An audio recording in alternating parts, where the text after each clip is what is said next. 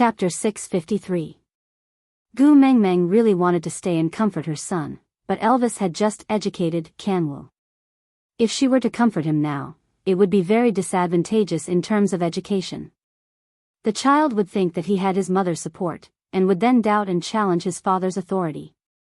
Especially in the beast world where female supremacy was so extreme that it was a little perverted, her skills could possibly make Kanwu look down on everyone else. Although she could not completely agree with Elvis's hegemonic education, it was undeniable that in the beast world, where there was no law, power meant everything. Either win or surrender, there was no third way. Peace, after experiencing so much, if she still hoped for everyone to reach a consensus after a battle of words on the negotiation table, then she was not simple, she was stupid. Leah carried Gu Mengmeng in his arms, but was not in a hurry to leave. Instead, he looked at Burke, who was sitting quietly by the tree root, his eyes almost glued to Gu Mengmeng. He said, "Since you saved my little cub, in return, you don't have to return the prey that Barit took care of your tribesmen. But, the way you look at my Gu Mengmeng makes me very unhappy. If you still want your eyes, you better not let me see Gu Mengmeng's shadow in those eyes." Burke was still sitting there without moving. He shifted his gaze to meet Lee's, but did not avoid him. After adjusting his breathing, he said slowly, "Me saving Kanwu and asking Barit to take care of my tribesmen is my own business, you don't have to thank me."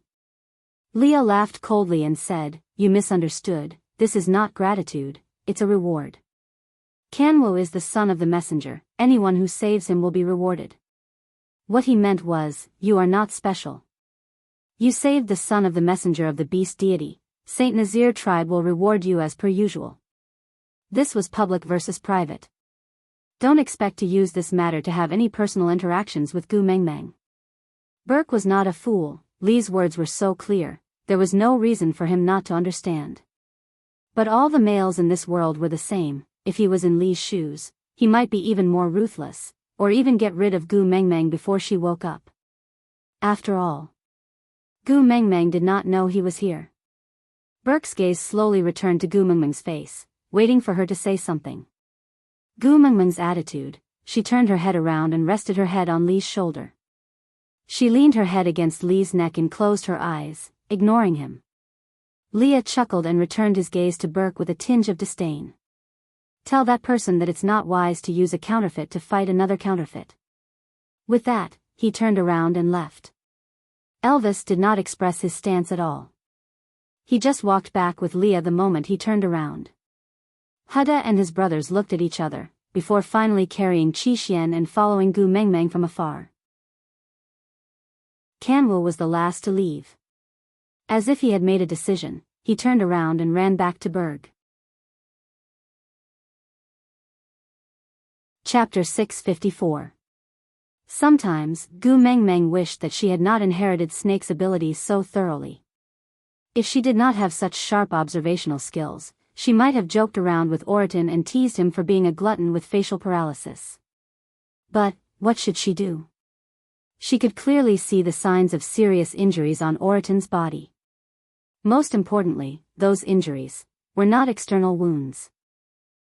Was this the result of the beast pressure eruption?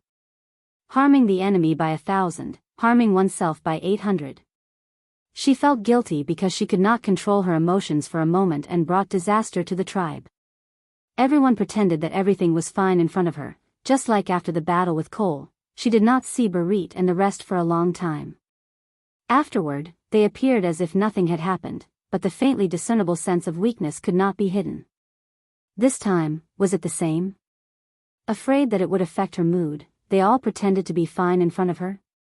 Then, should she cooperate and play dumb so that she would not let their arrangements down? Gu Mengmeng's lips curled up and her eyes curved into crescents. She said, "All right, I have not eaten hot pot for a long time." Leah placed Gu Mengmeng in a huge tree hole. This tree hole was not formed naturally and was obviously dug out later. The thick scent of fresh trees had yet to dissipate. Dried grass was laid at the bottom of the tree hole and Gu Mengmeng only felt that it was soft as she sat on it. Her body leaned to the side lightly. The surroundings of the tree hole were wrapped tightly and softly by beast skin. Sniffing carefully, there was Lee's scent on it. It should have been dug out before she woke up. Elvis sat beside Gu Mengmeng's legs with his back against the tree trunk. He placed one hand gently on Gu Mengmeng's knee and closed his eyes to enjoy the sunlight and her fragrance. Gu Mengmeng reached out and caressed the side of Elvis's face, her gaze filled with heartache. Feeling that Gu Mengmeng was looking at him, Elvis slowly opened his eyes. A pair of blue eyes met Gu Mengmeng's clear eyes accurately. The corners of his lips curled up and his voice had a tinge of demonic charm and dispiritedness. It was slightly hoarse but full of knowledge. He said, looking at me like this, "Do you want it?" Gu Mengmeng was stunned for a moment, unable to react. Elvis supported himself with one hand on the ground and the other on the side of Gu Mengmeng's ear. His entire body leaned forward and he half knelt with his slender legs, using his knee to press against the edge of the tree hole between Gu Mengmeng's legs. A simple action had forced Gu Mengmeng's body to an angle where she could not retreat.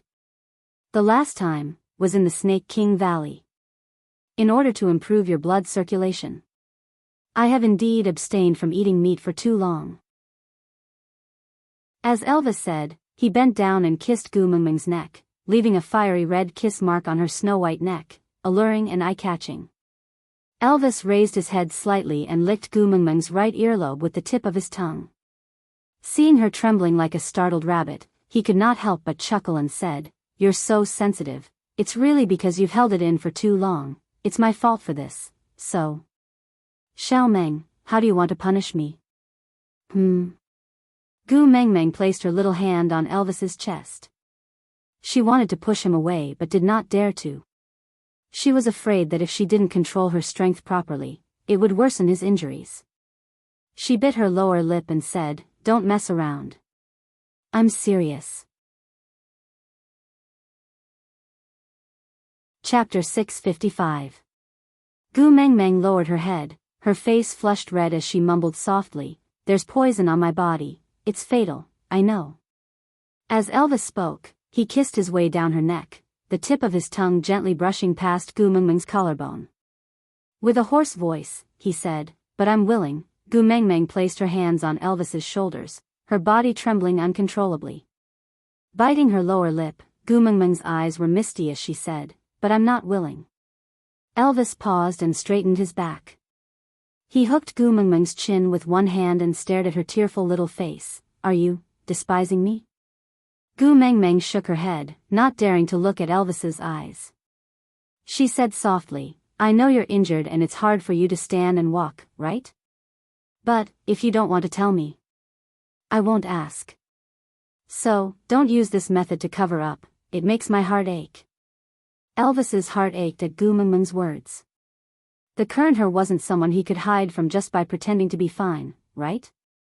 He clearly knew everything, but he had to keep it all in his heart, forcing a smile and playing along with them, in exchange for their peace of mind. Elvis hugged Gu Mengmeng in his arms, whispering into her ear, "I really hate that snake. He made you so sharp, but didn't give you the corresponding intelligence." Gu Mengmeng was taken aback. She blinked her eyes, the worries in her heart dissipated by the second half of Elvis's sentence. Elvis let out a deep breath, then held on to Gu Mengmeng's shoulders. His blue eyes stared straight into her eyes, saying, "Don't you understand? I've already said. I'm willing." Gu Mengmeng felt that her brain was not working so well. She just felt her breathing was a little rushed. She stared straight into Elvis's eyes, as if her soul was being sucked into his eyes. Elvis smiled gently and dotingly, rubbing Gu Mengmeng's little head, saying, "Dying from your domestic violence might be the happiest way to die in this world. If it's you, you're willing to do anything. Death is fine too." Gu Mengmeng's heart felt like it was being gripped tightly. He did not roar like Ma Jingtao. Every word he said was calm and gentle, but it was like a gentle hand holding onto Gu Mengmeng's heart steadily. Gently retracting his fingers, her heart was so sensitive that it felt like it was about to explode. Gu Mengmeng raised her arms and hugged Elvis back, burying her little face in the crook of Elvis's neck as she shed her first tear since leaving the Snake King Valley. "Hubby. What should I do? I'm so scared. I don't know what happened. I couldn't control my emotions." What if? What if? What if one day, I accidentally kill you? Gu Meng Meng was crying while Elvis was smiling.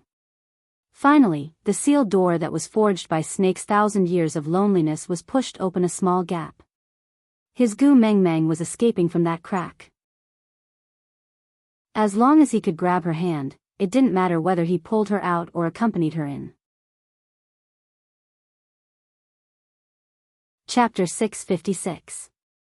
Leah walked over and leaned against the tree trunk, chuckling. All right, I will be jealous if you continue like this.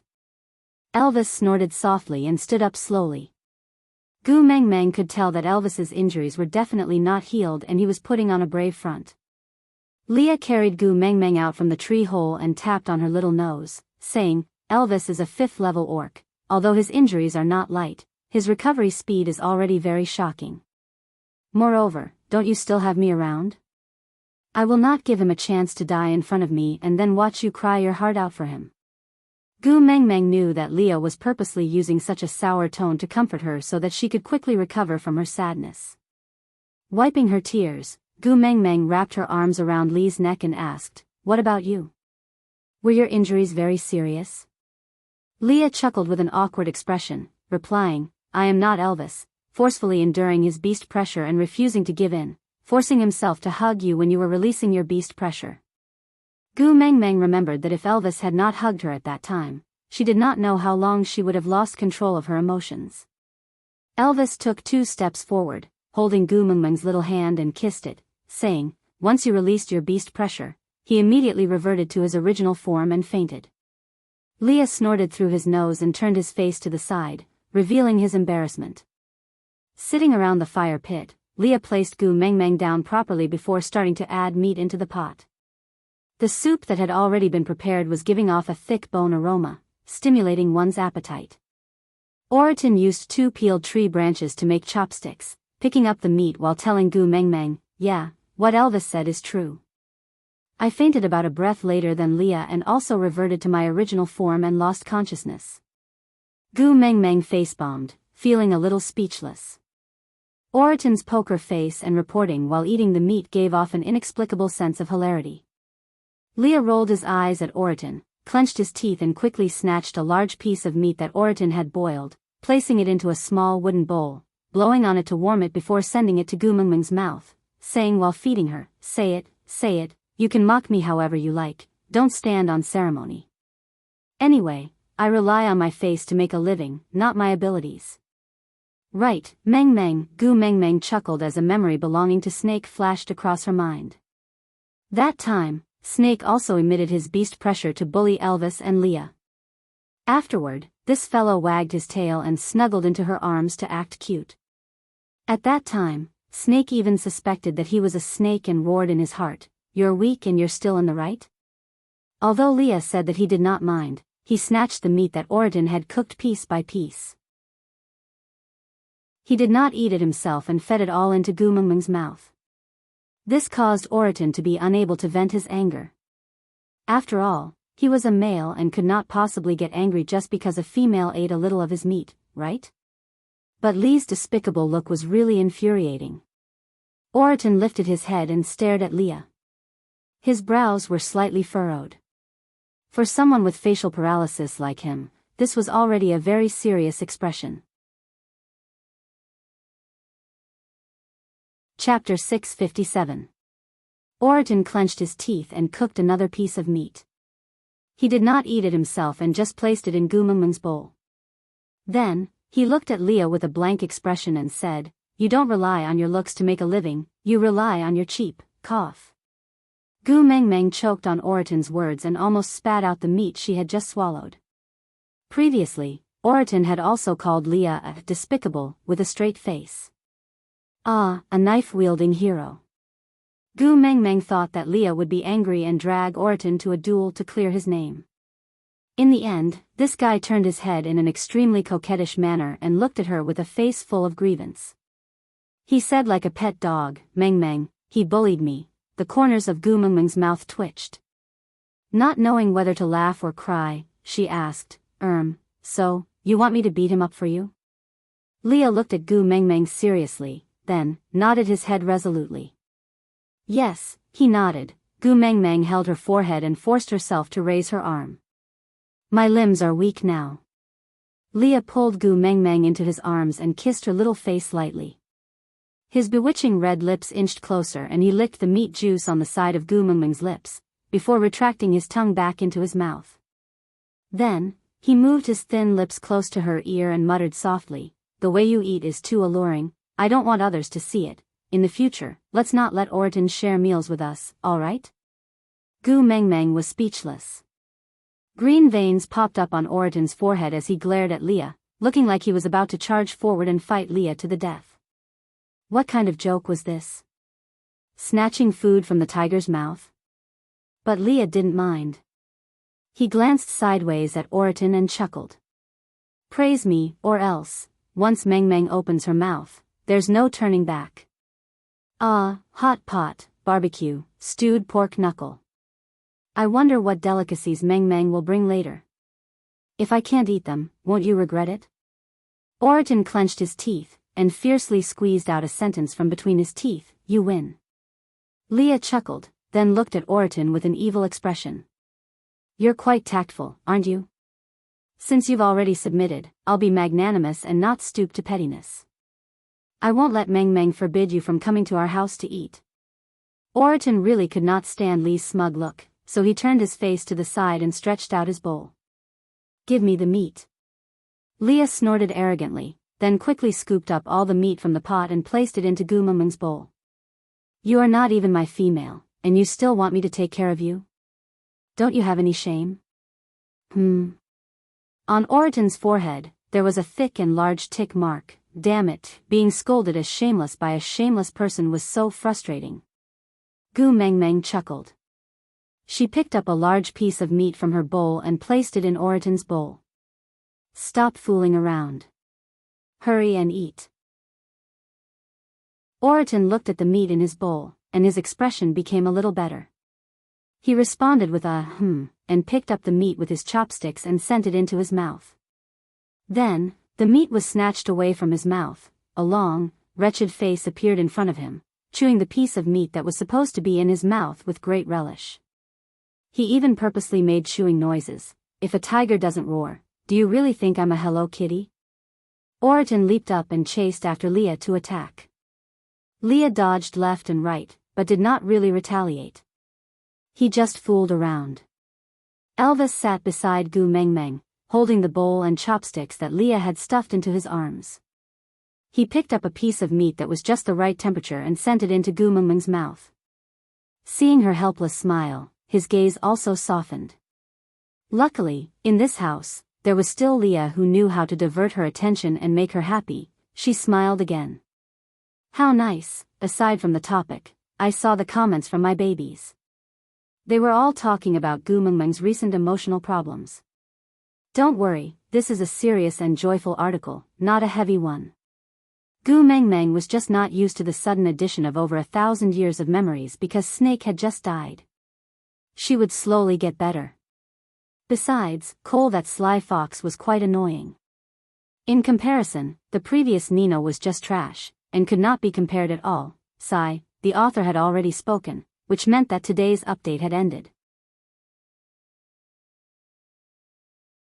Chapter 658.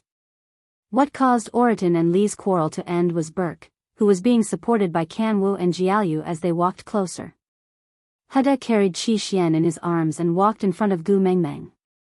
He looked at Gu Mengmeng with his clear and bright eyes and asked, Mummy, can we invite Kanwu's master for a meal? Master? Gu Mengmeng frowned and asked. Kanwu walked in front of Gu Mengmeng, treating Elvis, who was sitting beside Gu Mengmeng as though he was invisible. Kanwu's eyes, which were 80% similar to Elvis's, carried a stubbornness that did not belong to his age. He said, Master Burke was injured while trying to save me, so he is temporarily unable to hunt. I feel that I should at least be able to afford his food before he recovers, but the current me is still too weak. Mom, can you allow Master Borg to eat with us for a while? Gu Mengmeng placed her hand lightly on Kanwu's head and rubbed it gently. It's a good character to be grateful. Mummy will definitely support you. Kanwa pounced into Gu Mengmeng's arms and hugged Gu Mengmeng's neck tightly with his little hands. He pressed his chubby little face against Gu Mengmeng's and mumbled for a while before saying, "Mummy, thank you." Gu Mengmeng chuckled and hugged her awkward son back. She looked up at the pale-faced Burke and said, "Sit, let's eat together." Burke took a step forward, but Leah stood in front of him and said coldly, "I remember I have already paid you." Burke's gaze was filled with a sense of inferiority. Of course he knew the difference between him and Leah, not to mention Elvis who was sitting beside Gu Mengmeng. He also knew that it was not good to be greedy, so when Gu Mengmeng asked him to follow them to Saint Nazaire, he almost wanted to agree without caring about anything else. However, during the days in Sauder, he gradually understood what kind of person Cole was who had guided him to Gu Mengmeng's side. He did not know what kind of role he was playing in Cole's chessboard. He was extremely afraid that he would become a chess piece to hurt Gu Mengmeng. So he chose to stay away from her and watched her leave. But he couldn't control his heart. He desperately wanted to get closer to her. Just a little bit would do. Not knowing what tricks Cole would play on her, he was really worried about her safety. That was why he had come. He had quietly followed behind the group and watched them from afar. They were so far away that they could only see the sesame-sized shadow of the last person in the group. Only then would they not be discovered. Until he noticed the stray beast's attack, his brain almost lost control. Even though he knew how dangerous the stray beasts were, he still charged over without hesitation. Seeing Kanwa being attacked by two stray beasts, the combination of their moves was almost fatal. He did not have Elvis's ability and could not counter this attack. The only way was to block it for him. He knew that even he would die if he were to take this attack head-on. But all she could think of was Gu Mengmeng's sad and helpless gaze as she hugged Qi Xian. She already had a son whose life or death was unknown. She couldn't have another one. As long as she could be well, she would let him die for Kanwu. Chapter 659. Jiaoyu took 2 steps forward and gently tugged on Li's beast-skin skirt. He looked up at Leah with a pair of eyes that was extremely similar to Gu Mengmeng's. "If you chase Burke away, Kanwu will definitely starve with him. As brothers, we will advance and retreat together with Kanwu. If all 4 sons have nothing to eat at the same time, who do you think will feel heartache?" Leah raised his brows and looked down at Jiaoyu with a smile. "Are you threatening me?" Jiaoyu did not deny it. He just looked up at Leah. "I heard that you are always showing off, saying that mother is always biased towards you." Leah chuckled and responded with a sounding a little proud.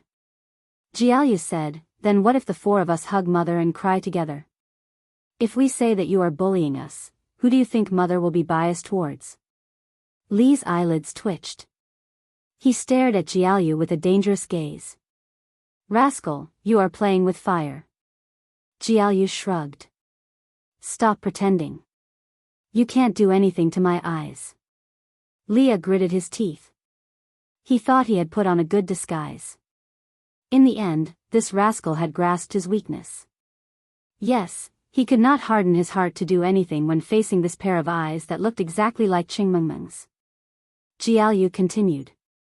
"Let Burke stay for a meal. Otherwise, I will tell mother that you beat us up." Leah raised his brows. Was he trying to create an injustice? Since when did he beat them up? Jiaoyu said, "Also, you and Auntie Mandy were exchanging flirtatious glances." Li's eyes widened. He instantly understood Jiaoyu's intentions. Gu Mengmeng's hearing was different from before. She could hear every single word that this rascal was saying. Jiaoyu raised his little face and smiled brightly. But there was a small evil glint in his eyes. "You even called out a female's name when you were asleep, something Jillian." The veins on Li's forehead twitched. This little wolf cub was really good at making up lies.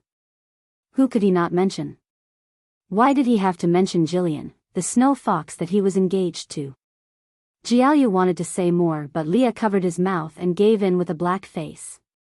"Eat, let him eat, all right? If you keep lying, your mother is going to explode."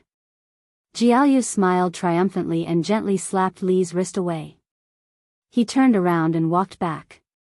After taking 2 steps, he turned back and lightly patted Lee's shoulder. With a sincere and earnest look, he said, I am also doing this for my brother, I have no choice. You don't have to take it to heart. In any case, you wouldn't dare to kill me. Also, your mother is going to explode. Your whole tribe is going to explode. With that, Jialyu sighed maturely and walked back to Burke's side. He held on to one of his arms and said, My mother's males don't have normal brains. Don't bother with lunatics. Since my mom said you can stay for dinner, you can eat without worry. After all, my mother is the one who calls the shots in this family. Kanwu stood up from Gu Mengmeng's arms. He hesitated for a moment before kissing Gu Mengmeng on the cheek. Without saying a word, he walked to the other side of Burke and sat beside the fire with Jialyu on Burke's left and right. Hada handed Qi Xian over to Jialyu. Then, he went to fetch the bowls and chopsticks. He scooped up some meat from the pot and filled 4 small bowls. He passed them to his brothers and Burke respectively. Then, he carried Qi Xian back into his arms. All right, let's eat. Aside from the topic. Chapter 660. The atmosphere during this meal was rather strange. Oriton glared at Leah, looking as if he had a poker face and was unable to satisfy his craving. Leah and Elvis's sharp gazes could not wait to poke Burke's body into a honeycomb coal, chewing mouthfuls as if it was Burke's bones instead of meat. Burke and the 3 little ones ate quietly, trying their best to control their eyes, but still could not help but stare at Gu Mengmeng. Gu Mengmeng face-bombed, wishing that her observation skills were not so sharp. She just wanted to have a good meal. Reaching out to hug Kanwu, Gu Mengmeng realized that the meat in his bowl was barely touched, so she asked with concern, Why aren't you eating? Kanwu lowered his head and stared at the meat in his bowl, replying, Master Burke was invited back by me, so my portion is for Master Burke to eat. Gu Mengmeng frowned, feeling a little heartache. She knew that Elvis's education was too forceful, causing a lot of psychological pressure on this child. But she could not say that Elvis was wrong in front of the child, so she could only comfort him. Silly son, Burke saved you, so he is our family's benefactor. Even if you did not invite him back, Mummy will not watch him starve. So you don't have to save your own food for him, just eat obediently, alright? Kanwu looked up at Gu Mengmeng, but lowered his head again. Shaking his little head, he said, No, I will repay my own kindness. Gu Mengmeng did not miss the way Kanwu glanced at Elvis from the corner of his eyes when he said that. Gu Mengmeng's heart ached for her son, and even the way she looked at Elvis was a little sad. Elvis sighed as if he was admitting defeat, but did not say anything else. Kanwu looked up at Gu Mengmeng, saying with an extremely serious face, Mummy, I have Burke as my master, he will teach me how to become stronger. From tomorrow onwards, we will start practicing from hunting. So don't worry, I can take responsibility for my own decision. How could a child who was not even a year old talk about taking responsibility? It made one's heart ache to hear it. Gu Mengmeng hugged her son into her arms, then gave half of the meat in her bowl to Kanwu, saying, How about this, you give your portion to Burke, Mummy will give you half of her portion. How about this? Kanwu shook his head and poured the meat back into Gu Mengmeng's bowl. He looked at Gu Mengmeng with a clear and determined gaze and said, I'm a male beast, how can I snatch a female's food? Mom, you're making me feel useless. Gu Mengmeng bit her lower lip. She really wanted to borrow a cell phone to surf the internet and post a thread asking, what to do if the child is too headstrong. Which family's son entered the rebellious phase at the age of 1? Please enlighten me. I'm waiting online. It's urgent. Elvis slowly stood up and walked to Gu Mengmeng's side. He kicked Kanwu to the ground before lifting up the bowl and directly pouring the meat into his mouth. His large hand covered Kanwu's mouth like a pair of metal pincers. Just eat when I ask you to, don't make my wife worry. Kanwu's eyes were red, but he stubbornly refused to cry. He swallowed the meat in his mouth without even chewing it. When Gu Mengmeng pushed Elvis away and hugged Kanwu, he had already swallowed the food in his mouth. Elvis placed the empty bowl down for her to see and said gently, "All right, he has eaten. Don't worry." Chapter 661. Elvis was speechless from the scolding. He looked at the empty bowl and did not know what to do. Giving the wolf pups meat was also wrong. Kanwa bit his lower lip and forcibly held back his tears. He said, "Mummy, don't be angry. The weak do not have the right to resist. One day, I will become stronger and never let you worry about me again." With that, he suddenly stood up and ran out. Gu Meng Meng wanted to chase after him but fell to the side the moment she stood up. Luckily, Elvis was not far away and caught Gu Meng Meng. Gu Meng Meng wanted to push Elvis away, but after hearing that groan, she looked to the side and saw that Elvis's head was covered in fine beads of sweat. She recalled that he still had injuries that had not healed because of her loss of control. It was already so difficult for him to stand and walk, it must be even more difficult for her to catch a freefall. Gu Meng Meng could only watch worriedly as Kanwa ran far away. She bit her lower lip and could not say a word. Burke stood up with Jiaoyu's help and walked to Gu Meng Meng's side. Standing shoulder to shoulder with her, he said, "Don't worry, I will take care of him." Gu Meng Meng looked to the side at Burke. Now, there was no better way. "Sorry to trouble you." Burke chuckled. "If you had not unleashed your king's aura, I would definitely not have been able to withstand the second blow from those two stray beasts. So, actually you saved my life. To repay you, taking care of Kanwo is not a big deal. He is a very sensible child." With that, Burke walked in the direction where Kanwo had disappeared. Hada carried Qi Xian and walked to Gu Meng Meng. He raised his little face and said, "Mummy, your body is too weak. You need to rest and recuperate. I will help you look after your brothers and not let them cause any trouble. So, don't worry too much, all right?" Gu Meng Meng rubbed Hada's little head. Her heart was filled with guilt. If she had taken good care of her own sons back then and not let them experience that kidnapping and not let them witness her being tortured to death by Ellie, would they not have matured so early? Being forced to grow up was a psychological trauma. But she did not know how to make up for it. Hada looked at Elvis, then at Leah. He sighed and did not say anything. He just shook his head and walked away. The veins on Elvis's forehead twitched. He was going against the heavens. It was only until Burke and the three precocious kids had disappeared that Gu Meng Meng retracted her gaze and looked at Elvis. "How badly are you injured? Don't lie to me. Tell me the truth." Elvis's heart skipped a beat. He thought that Leah and Oriton's banter had already settled this matter and Gu Meng Meng would not pursue the matter further. Frowning, Elvis started to dislike those wolf cubs even more. If Kanwa had not suddenly run away, causing Gu Meng Meng to almost lose her balance after getting up to chase after him, he would not have rushed over to hug Gu Meng Meng, causing pressure on his wound and causing Qing Meng Meng to worry. Chapter 662. Gu Meng Meng's heart skipped a beat as she frowned at Elvis, so serious. Elvis glared at Leah before caressing Gu Meng Meng's little face gently. "I'm a 5th-level beast. Although he is not as good as you, he is still an outstanding figure. Don't listen to Lee's bluff, aren't I standing right here?" Gu Meng Meng bit her lip and said, "Lie down over there." Elvis was taken aback by Gu Meng Meng's roar. Seeing the tears welling up in her eyes made him even more flustered and afraid than when she lost control and flew into a rage. "Don't be angry, I'll lie down, okay?" Elvis walked to the spot Gu Meng Meng pointed at and laid down obediently. He looked at Gu Meng Meng carefully and said, "I'm lying down, do you want to come over?"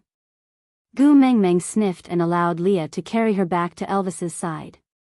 Leah sat cross-legged on the ground while Gu Meng Meng sat in his arms. Her waist was supported firmly by Lee's large tail and she nestled in Lee's arms without using any strength. "Why aren't you lying down properly when you're so badly injured?" Gu Meng Meng was angry. She was angry at him for not taking care of his own body, and even angrier at herself for injuring him to this extent.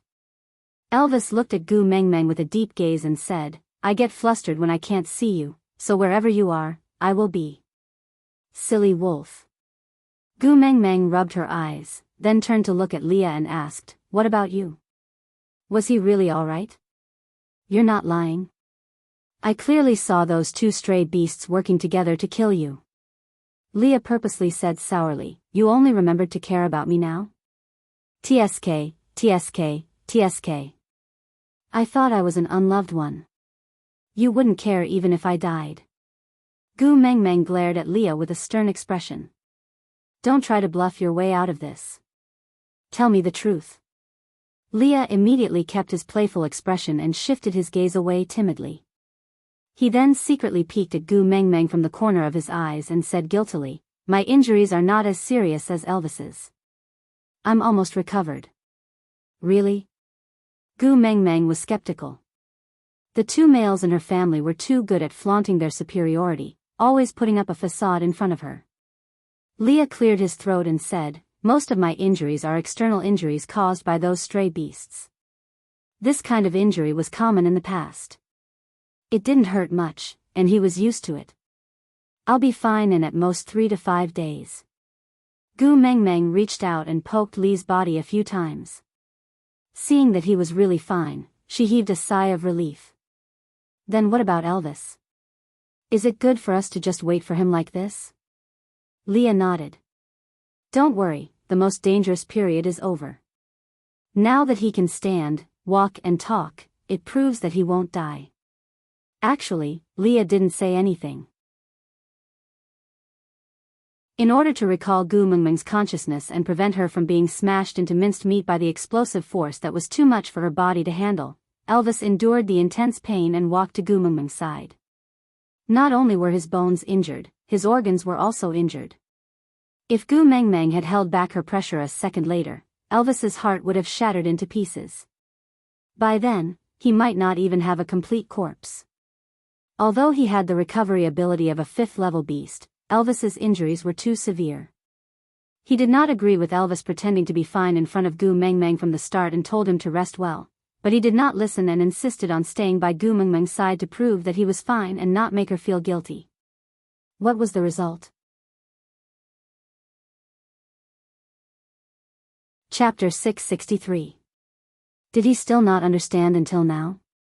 He was no longer the insignificant Elvis who would appear in front of Gu Mengmeng with an injured leg and she would not even question him about how he was injured. Now, she cared about him. Even the slightest bit of abnormality could not be hidden from her eyes. Knowing that Elvis's life was not in danger, Gu Mengmeng felt much more at ease. Turning back, she saw Oriton scooping meat from the pot with his chopsticks. Oriton met Gu Mengmeng's gaze and felt a moment of awkwardness. His gaze turned away stiffly and his hands maintained the posture of scooping meat from the pot. His face was expressionless, but it gave off an awkward atmosphere. Gu Mengmeng could not help chuckling. Oriton, what about you? Are your injuries serious? Oriton cleared his throat and kept his chopsticks. He sat upright and still, looking at Gu Mengmeng. Maintaining his usual poker face, he said calmly, to me, fighting with stray beasts is a common occurrence. There is a limit to how much they can hurt me. So my injuries are slightly lighter than Lee's. It's not serious. Gu Mengmeng retracted her gaze and stared closely at her own knees. After hesitating for a long time, she slowly opened her mouth. What about the others, are they, all right? Leah knew that some things could not be hidden. After 2 days of rest, when they were ready to set off again, Gu Mengmeng would be able to tell how many people were missing from the group. Pulling Gu Mengmeng into his arms, he gently propped his chin on the top of her head. No tribe dares to say that they could escape unscathed from a battle with stray beasts. Even the previous messenger of the beast deity had some victories and some losses, but there was never a complete victory. So, Gu Mengmeng clenched her fists tightly and frowned. Her throat was tight, causing her voice to be dry and hoarse. How many died in the hands of the stray beasts? And how many died in my hands? Leah wanted to say that they all died in the hands of the stray beasts, but could such a lie fool Gu Mengmeng now? Leah held on to Gu Mengmeng's shoulders. You could not control your emotions because you saw me in danger. So their deaths are not because of you, but because of me. I will become stronger, strong enough to protect myself and my people. I won't let you lose control because of me again. So, you're not allowed to take these responsibilities on yourself, do you hear me? Gu Mengmeng's brows were still tightly furrowed. She looked straight into Li's eyes and said, "Tell me, how much?" Leah hugged Gu Mengmeng in his arms, his heart aching for her. He sighed and said, 72 people died in the battle, 90, beast pressure. Gu Mengmeng's body went limp and she fell into Li's arms. Most of these people had joined Saint Nazir during Sauter's beauty pageant. She had clearly promised to lead them to a good life, but before their good days came, they died in her hands. Leah caressed Gu Mengmeng's back and said, "Mengmeng, listen to me. In the beast world, the death of males was a very common thing. This was the survival of the fittest, the inevitable outcome of natural selection. It's the male's incompetence if they can't protect themselves. This is not your fault." Chapter 664. Leah and Elvis exchanged glances and heaved a sigh of relief. Gu Mengmeng continued, 162 males. I'm afraid every family will suffer some losses. Arrange for the single males to protect and take care of the females with reduced family members to ensure that the females' quality of life doesn't drop and that there are no loopholes in their safety. Leah threw Oriton a look and Oriton, who was sending a piece of meat into his mouth, lowered his head and sighed, "Got it, I'll go arrange it." After taking 2 steps, Oriton turned back and looked at Gu Mengmeng's expression. He pressed his lips into a straight line and it was obvious that, "I have something to say but I don't know if I should say it," was written on his face. Gu Mengmeng looked up and asked, "What's the matter?" "Just say it." Oriton cleared his throat and said with a serious expression, "I still want to share dinner tonight, is roasted meat okay?" Gu Mengmeng, under such circumstances, Oriton was actually concerned about dinner. Leah was really right. In this beast world, everyone seemed to be so used to the death of males that they were numb to it. Leah made a tisk sound and looked at Oriton, "Roast what meat? Can't you see that my Gu Mengmeng is not in a good mood? If you don't want to share dinner tonight, you can settle it yourself in the wild." Oriton frowned and looked at Leah with an especially unfriendly gaze. That was a grudge from a glutton. Gu Mengmeng waved her hands and said, "Call the females over too. Let's roast meat together tonight and let them clearly see that I'm still alive. Then, they will feel more at ease." "Yeah." Oriton's expression softened a little and he ignored Leah and left directly. After Oriton left, there was only Gu Mengmeng and her family left. Leah placed Gu Mengmeng back into the tree hole and then knelt by her feet. His furry large tail landed gently in her arms and covered her like a warm blanket. His elbows propped on the sides of the tree hole and he looked up at Gu Mengmeng's little face, smiling without saying a word. Gu Mengmeng looked back at Leah and asked, "What's wrong? Why are you looking at me like that?" Leah chuckled and said, "I feel extremely complicated now. I'm proud and disappointed at the same time. What should I do?"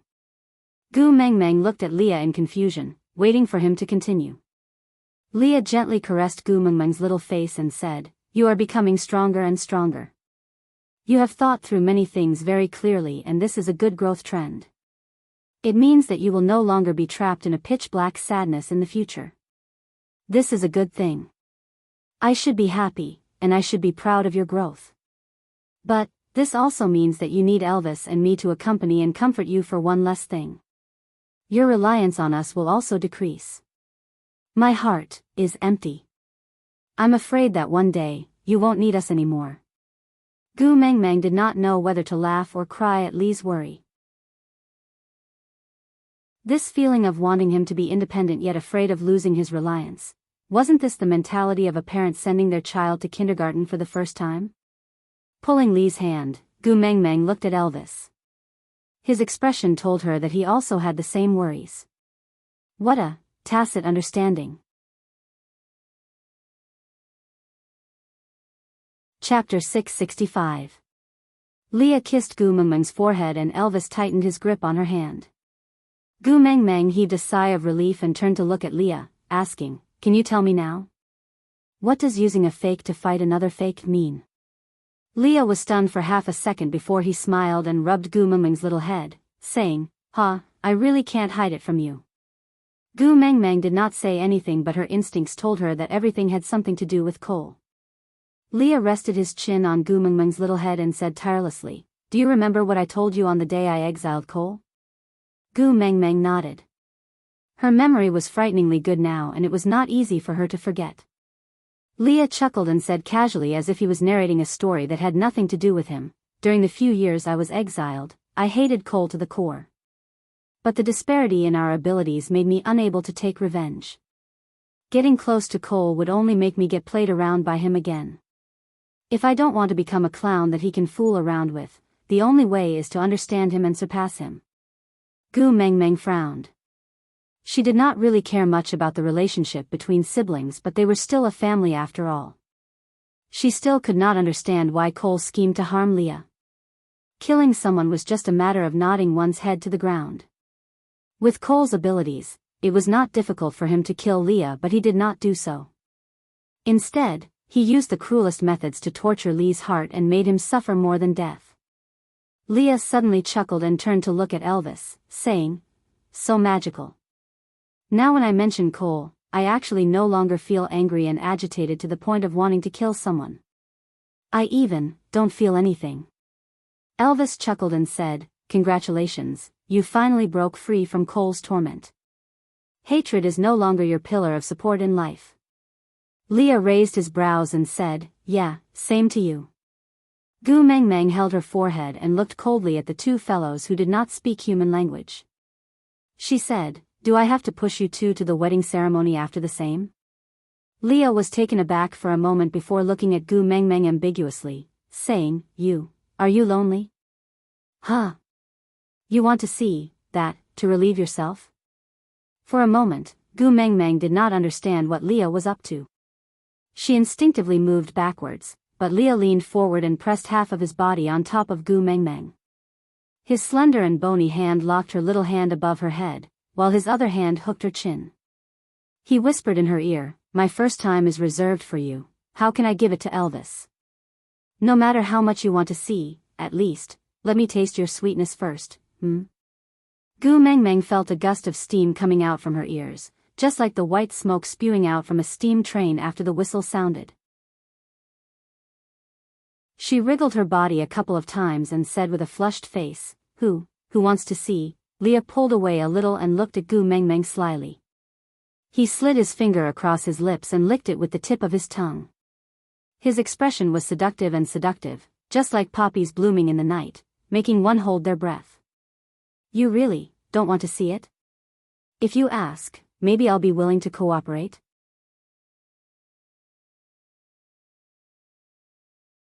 Chapter 666. Leah spread out his hands and shrugged. He smiled evilly. "See, who is the one who is willing to do anything for you?" Gu Mengmeng held her forehead. She felt that she was almost led into a ditch by Leah again. If Elvis had not spoken up in time to shatter this rotten image, she would have had a nosebleed from Lee's slutty look. She placed one hand on Lee's shoulder and the other on her forehead. She looked up and smiled coldly. "Don't confuse me. Tell me the main point." Leah nodded nonchalantly. Actually, he was only fooling around because he was afraid that the story would be too heavy and would cause Gu Mengmeng to feel depressed. If it was possible, he did not want to talk about those unpleasant and beautiful things. He hoped that his Gu Mengmeng would only see a fairy tale-like world. However, he still couldn't do it with his current strength. Cole is the most talented among this generation in the Snow Fox clan. Be it in terms of intelligence or strength, he is the cream of the crop. It's a pity that his status is not enough to support his ambition. Big Brother and I are the stumbling blocks on his path to success. And, compared to Big Brother, he seems to hate me more. Gu Mengmeng frowned. "Why? Didn't you say that you had a good relationship with Cole when you were young?" Leah smiled bitterly. There was a hint of helplessness in his eyes. "Yes, I thought I was good. I thought that second brother doted on me a lot, but do you think that what you think is what you think?" Gu Mengmeng was confused by Li's words. So many think, after a while, she said, Cole had an ulterior motive for treating you so well right from the start? Leah leaned back and leaned against the side of the tree hole. He looked up at the sky with a lazy expression. He said nonchalantly, a child blessed by the beast deity only appears once every few hundred years. And coincidentally, it's me. Gu Mengmeng blinked her eyes at Leah. Blessed by the beast deity? How did he bless you? Why can't I tell it all? Leah swayed his tail and said, You've seen quite a number of foxtails in solder. Did you notice any difference between them and me? Gu Mengmeng recalled carefully and stared at Li's tail for a while. I didn't see anything. Leah squinted his eyes and leaned closer to Gu Mengmeng. Looking slightly sullen, he said, I'm not special in your eyes, am I? Gu Mengmeng was really wronged on this point. Firstly, she did not look carefully at other people's tails, and secondly, who the hell could tell the difference between every fox's tail? Leah kissed Gu Mengmeng's lips heavily, biting them twice as a punishment. He only released her when he tasted blood on his lips. He leaned back and continued, Other snow foxes will have some silver fur in their tails. When they walk in the snow, it will produce an effect similar to the refraction of sunlight. As for my tail, it was pure white, without a single stray hair. This is also the reason why I'm the only one who can use the art of deduction, even though it's been passed down from generation to generation among witch doctors. What was the difference between white and silver? Forgive Gu Mengmeng for not being very sensitive to colors. Unless the color difference was as clear as Elvis's and Li's black and white, she really could not tell that there were a few strands of silver fur in the pure white tail. Clearing her throat, Gu Mengmeng asked, The art of deduction you guys use, your tails to push. Aside from the topic, come on, everybody, repeat after me. Do you think that what you think is what you think? Is there anyone who is tongue-tied? Ha ha ha, that's right, it's time to say goodbye to everyone again.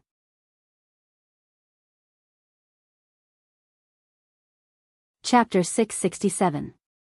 Leah shook his head and said, Only pure white snow foxes can sense the deity's decree and understand the hidden message in the deduction technique.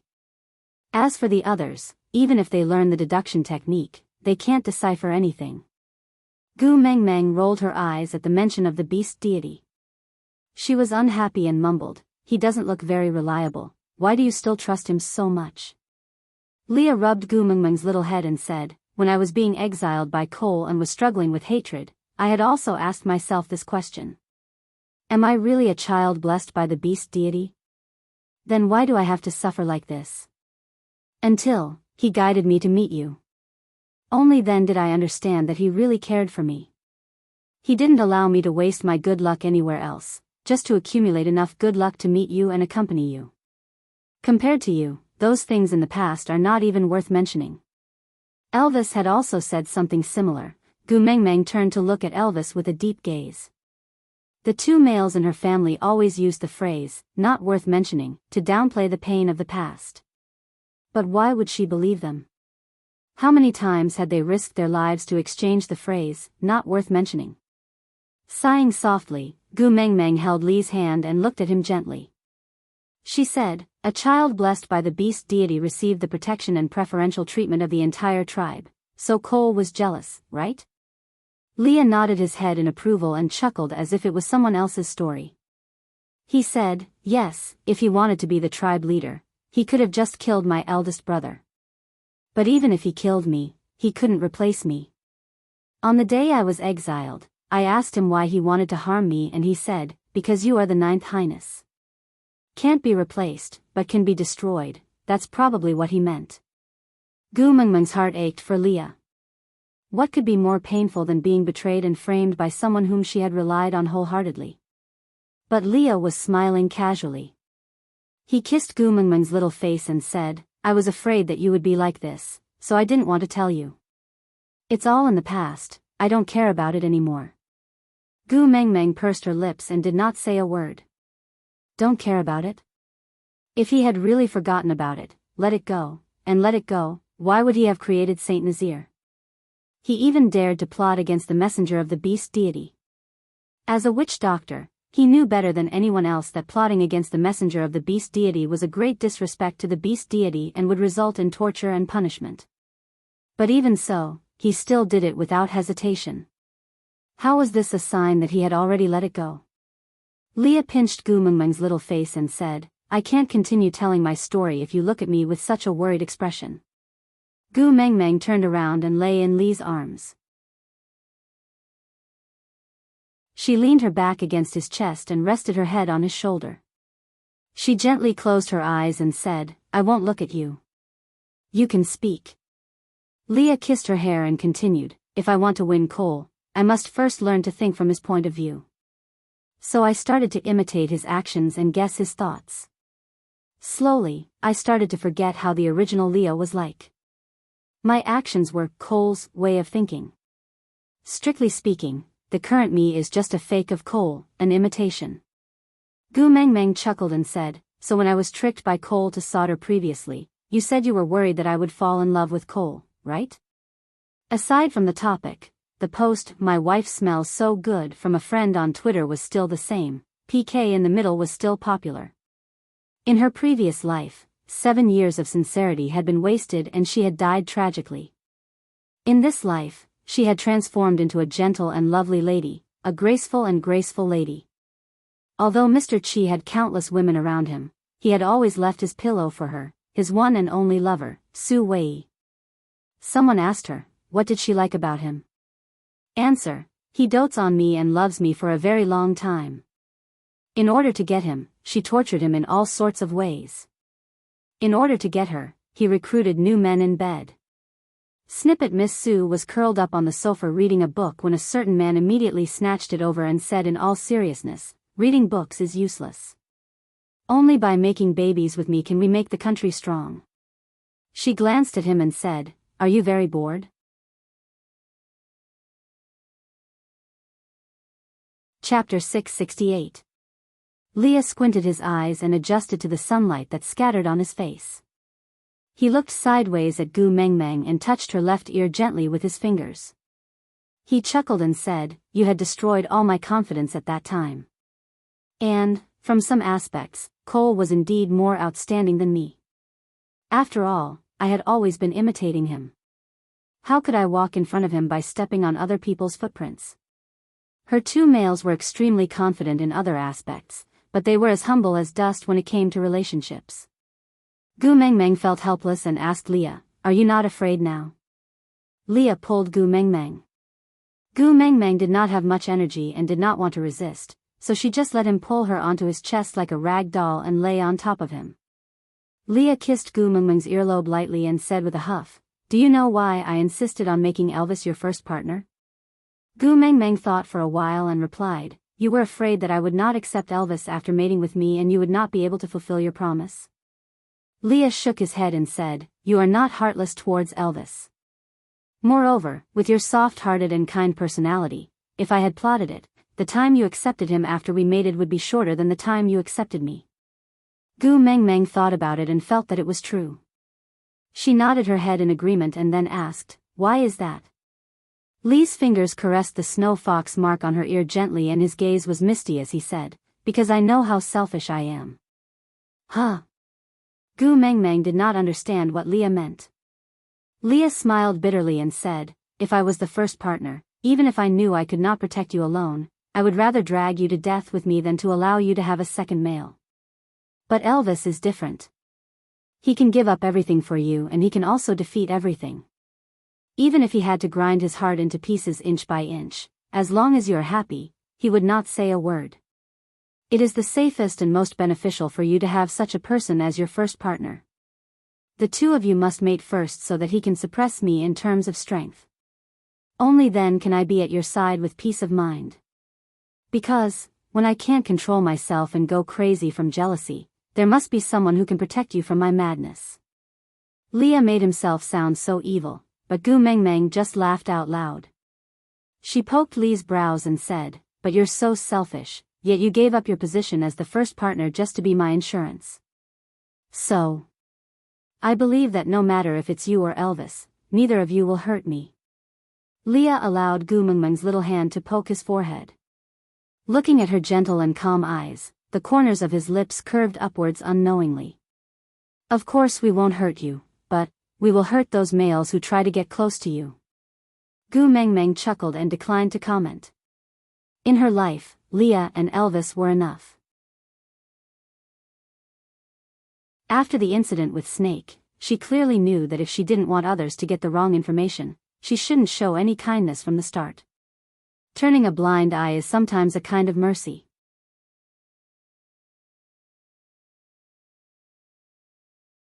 Chapter 669. Yeah, I understand. Gu Mengmeng chuckled. Lee's words meant that she did not need to worry about Cole's schemes. He and Elvis would use all means to prevent Cole from getting close to her. Actually, this was probably protection.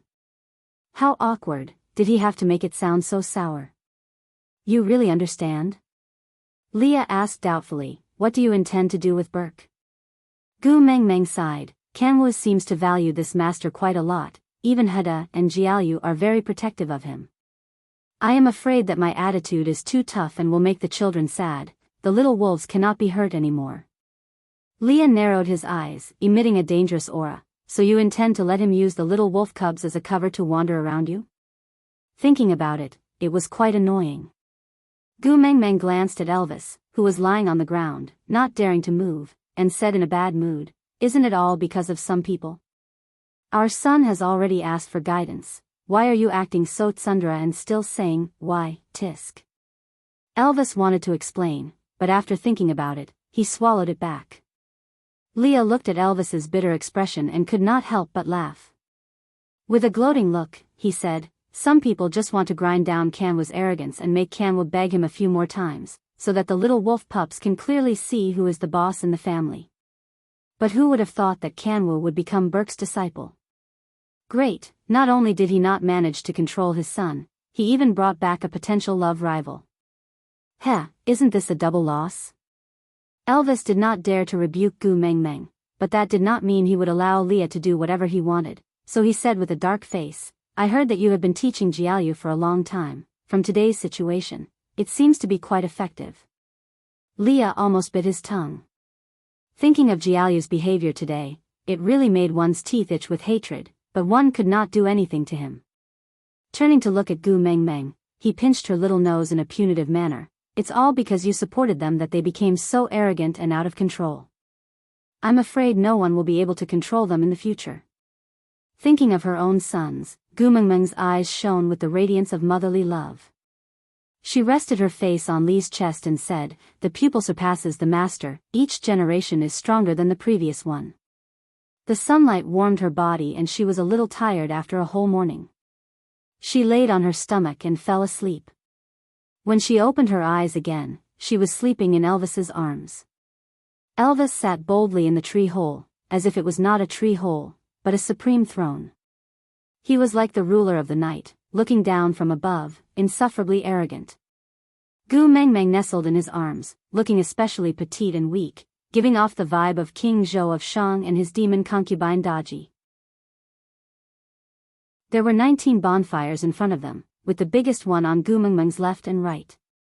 Leah and Oriton were working together to skewer the meat and place them on the clean leaves.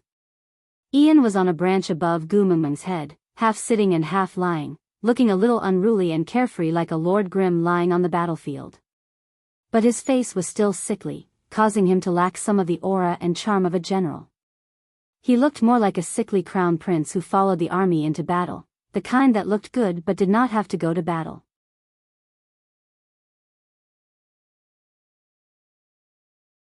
Chapter 670. Elvis's two simple words successfully attracted everyone's attention. Instantly, other than the crackling sounds of the firewood, everyone was staring at Gu Mengmeng in silence, causing her to feel uneasy for no reason. It was just a nap. Was there a need for everyone in the tribe to watch? All right, let's eat. Elvis carried Gu Mengmeng and stood up, walking to the side of the bonfire before sitting down. Gu Mengmeng was a little worried. Your body has not recovered yet. Is it all right to carry me like this? Elvis raised his eyebrows, chuckling. It's just a small injury. After carrying you for an afternoon, I'm almost fully recovered. Gu Mengmeng rebuked, what's the use of carrying me? I'm not a medicine. Elvis played with Gu Mengmeng's hair, bringing it to his nose for a sniff, chuckling, "You're my life-saving elixir, there's nothing more effective than you."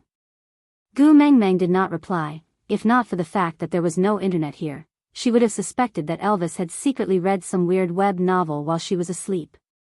She glanced at the surrounding bonfires, including her own. There were a total of 19. Every family had one bonfire, which meant that there were no female casualties in this battle. That's right, even if all the males in the family died, there were still unmated males who would automatically take over to protect the females. Unless all the males in the tribe died, the females would definitely be well protected. Gu Mengmeng inherited Elvis's eyesight. She could see extremely clearly in the firelight. Each and every familiar face, so calm that not a single trace of sadness could be seen. They were still instructing the males to eat this and that, do this and that. Gu Mengmeng felt a little weird. She had prepared herself to see how sad the females were tonight, before being tortured by guilt till they were covered in cuts and bruises, unable to go any further. She knew that it would definitely be very painful, but she also knew that it was a reasonable torture for her to endure. But she did not expect that these females did not even have the slightest bit of sadness, as if the person who died was a stranger they had never seen before, and not the partners who risked their lives for them and took good care of them.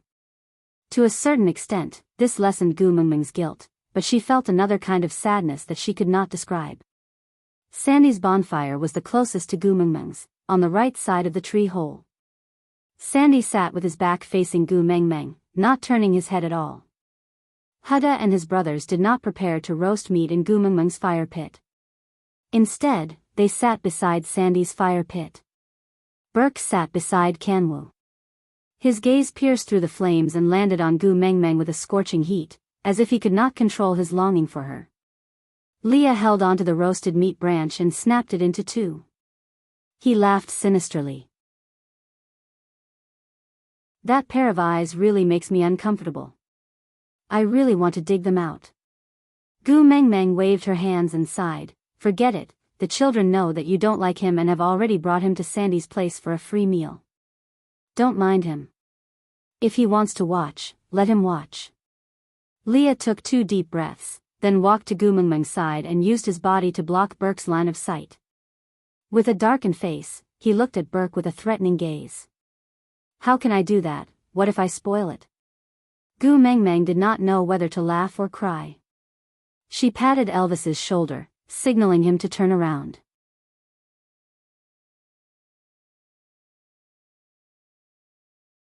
Chapter 671. The oily barbecued meat gave off a fragrant aroma that whetted one's appetite. Lee's culinary skills were well known. Even though his theoretical knowledge came from Gu Mengmeng, the food he made was much better than Gu Mengmeng's culinary skills. This was also the reason why Oriton never hit Lee's hands when he fought with him. That pair of hands was related to his meals and must not be careless. "Great messenger." A faint voice called out from above and Gu Mengmeng's scalp went numb. Could this fellow not see that her 2 males were guarding against him as if he was a thief? Was he here to seek death? Gu Mengmeng turned her head and wanted to pretend that she did not hear anything so that Burke would back off and leave after being snubbed. However, Burke was not as tactful as Gu Mengmeng thought he would be. Not only did he not leave, he even squatted down on one knee and pushed Kanwu towards Gu Mengmeng, saying, "Kanwu was injured during training today. Although it's not serious, it's better for the witch doctor to treat him." Upon hearing Kanwu's name, Gu Mengmeng turned her head abruptly. Only then did she realize that one of Kanwu's claws was flipped outwards. There were several bruises on his body as well as dozens of wounds of various sizes. There was a large piece of skin at the corner of his mouth that was dripping with blood. His eyes were lowered and he did not dare to look at Gu Mengmeng.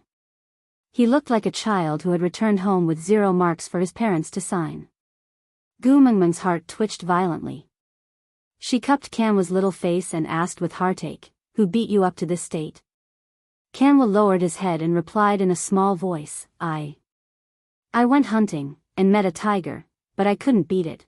Gu Mengmeng gritted her teeth and raised her hand to give Kanwu a slap. But she could not bear to do it.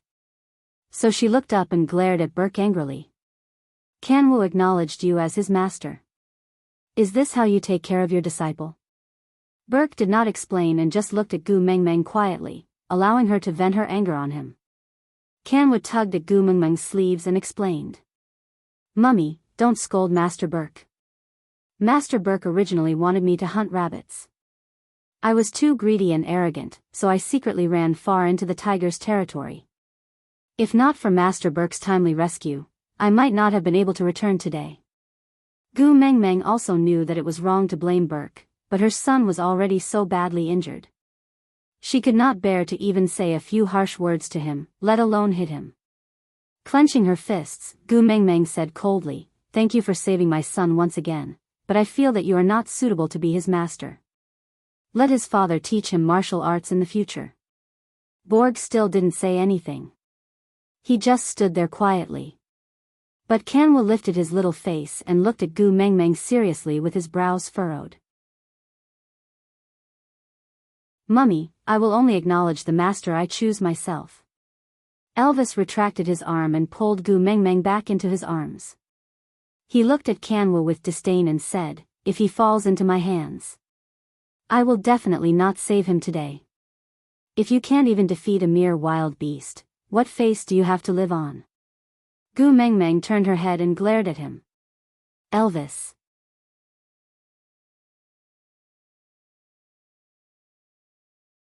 Chapter 672. Hooking Gu Mengmeng's chin, Elvis smiled evilly in the dark night. He looked deeply at Gu Mengmeng and said, "As long as you are happy, it is nothing to raise a little wolf cub. But when he becomes food for the enemy in the future, you are not allowed to be sad or cry." Gu Mengmeng pursed her lips. It was not that she did not understand the principle of survival of the fittest. There were too many related inheritances in Snake's memories. And wasn't this attack by the stray beasts a living example? Even a baby eagle could not learn to fly if it was raised in a hen's nest. She understood the principle, but Kanwu was her biological son. She could not help but feel heartache for him.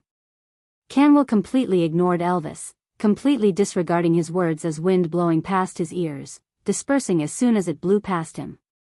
With his little hands on Gu Mengmeng's thighs, Kanwu's azure blue eyes reflected the light from the bonfire. With a determination that did not match his age, he frowned slightly and looked into Gu Mengmeng's eyes. "Mummy, don't worry. I am not in pain, really not in pain. As a born wolf, this little injury is nothing." Gu Mengmeng was stunned for a moment before she smiled. Kanwu, this fellow, although he said that he hated Elvis and went against him at every turn, in actual fact, Father's influence was still deeply rooted in his heart. That frowning little brows, that pretended to be mature in his eyes, and that phrase, "as a born wolf," if one looked closely, it was not difficult to notice that Kanwu was imitating Elvis in many details. Patting Kanwu's little head, Gu Mengmeng nodded gently. "My son, you are so brave." Kanwu was stunned. He thought Mummy would be angry. He had challenged the authority of the family and disobeyed Mummy's arrangements. And if he had not run into the battlefield, Mummy would not have chased him into the battlefield to find him. That way, Mummy would not have been agitated to the point of releasing her beast pressure. Till now, she was so weak that she could not even sit properly, but Mummy did not blame him. Not a single word. But before Mummy woke up, he was already prepared to be hung on a tree to die or chased out of the tribe. "Mummy." Kanwu felt a lump in his throat as he called out in a childish voice. Gu Mengmeng opened her arms and hugged Kanwu. Patting his back gently, she said, "My son has grown up. He is no longer the little wolf cub who only knows how to hide behind Mummy's back for help after being bullied by Daddy. In the future, Mummy can also rely on you to protect me? My little hero." Kanwu raised his eyes. His azure blue eyes were filled with tears. He nodded firmly and said, "I will always protect my mother." Gu Mengmeng cupped Kanwu's little head and kissed him on the forehead. "All right, I look forward to it." Kanwu wanted to say something more, but Leah had already grabbed the back of his neck and pulled him out of Gu Mengmeng's arms. He smiled gently and said, Kanwa's injuries still have to be dealt with. After all, he is only a half-orc and his recovery ability is still too weak. If he is not dealt with in time, he might suffer for a long time. Gu Mengmeng nodded. Alright, I'll leave Kanwa to you. Leah carried Kanwa and turned to leave. He only said one sentence. Don't worry. For some unknown reason, Gu Mengmeng felt a chill down her spine when she heard Lee's words. Why did his back view of carrying Kanwa look so much like a human trafficker?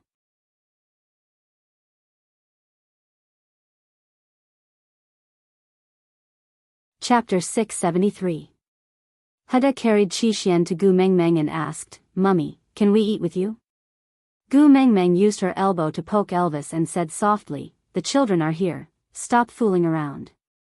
Elvis was displeased and started to dislike these wolf pups even more. With them around, he could not even get close to them.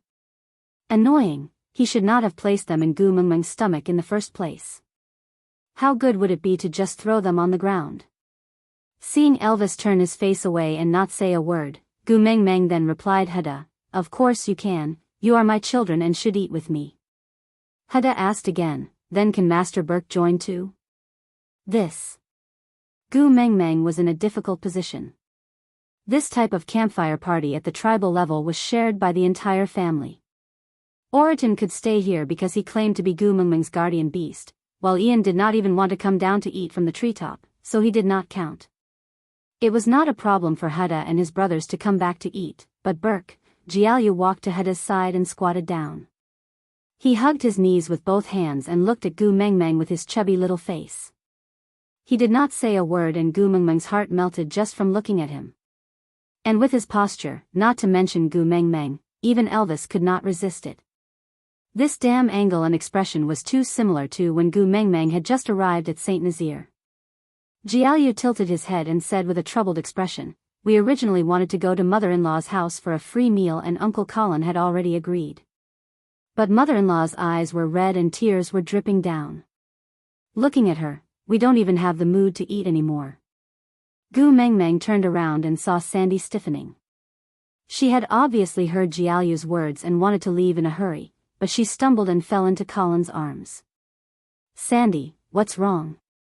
Gu Mengmeng could not move freely now and could only call out to Sandy.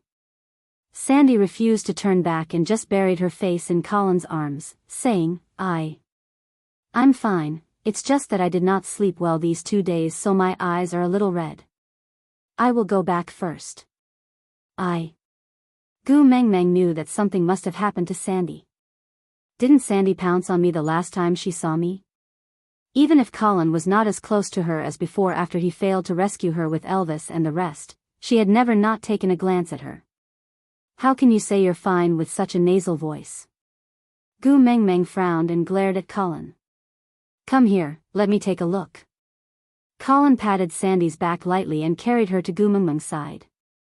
Now that Colin was no longer the messenger's guard, he did not have the right to share food beside Gu Mengmeng's campfire. Hence, after putting Sandy down, he returned to his own campfire and watched Sandy and Gu Mengmeng's back silently. Gu Mengmeng pulled Sandy's little hand that was covering her face and pulled it downwards. Only then did she see that her eyes had already turned into 2 peaches from crying, red and swollen. You are. Gu Mengmeng's gaze swept towards Sandy's campfire. She understood, but did not have the courage to continue asking.